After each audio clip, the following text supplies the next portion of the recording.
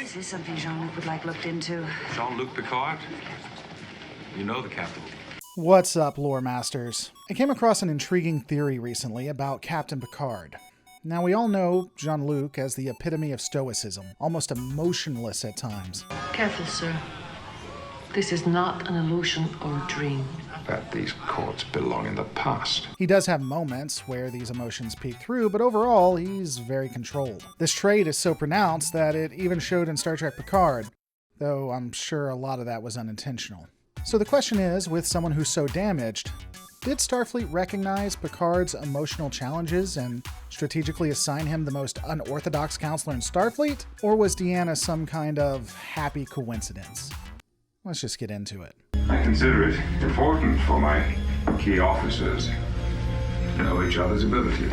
One of the significant changes from the original series to The Next Generation is the inclusion of a counselor on the crew. By the 2330s, counselors became more mainstream, though some medical officers had training in space psychology even before that. Doctor, you are on the record an expert in psychology, especially space psychology, patterns which develop in the close quarters of a ship during long voyages in deep space. I know something about it. It really is curious how Earth, Vulcan, and Andoria understood mental health well, yet the Federation Starfleet initially didn't prioritize dedicated counselors on starships. You know, starships, where crew members faced extreme dangers and psychological stresses. They learned from the mistakes of the 22nd and 23rd century and did finally add counselors, at least to some ships, we'll get to that in a second, in the 24th century. Progress is progress, I guess. Interestingly, even in the 24th century, counselors weren't mandatory on all Starfleet vessels. Some ships, like the USS Voyager, deemed them unnecessary, which seems odd considering the myriad of dangers in all of space. From getting stranded across the galaxy to facing alien threats, having a mental health professional on board seems like a no-brainer.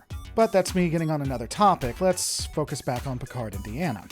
Picard is a deeply damaged individual. He unwittingly assisted in his mother's suicide, made tough decisions that got people killed, and more. He was emotionally stunted, but he was also the most senior and decorated officer in all of Starfleet during the time. What was Starfleet Command to do?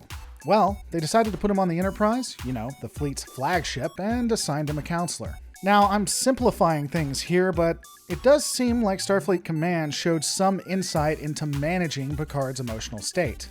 I'm as surprised as you are that Starfleet Command did anything right. Throughout The Next Generation, we see Counselor Troi's unique qualities. She's a half-telepath with a knack for bending the rules, and just an exceptional pilot. Report! Ham controls are offline!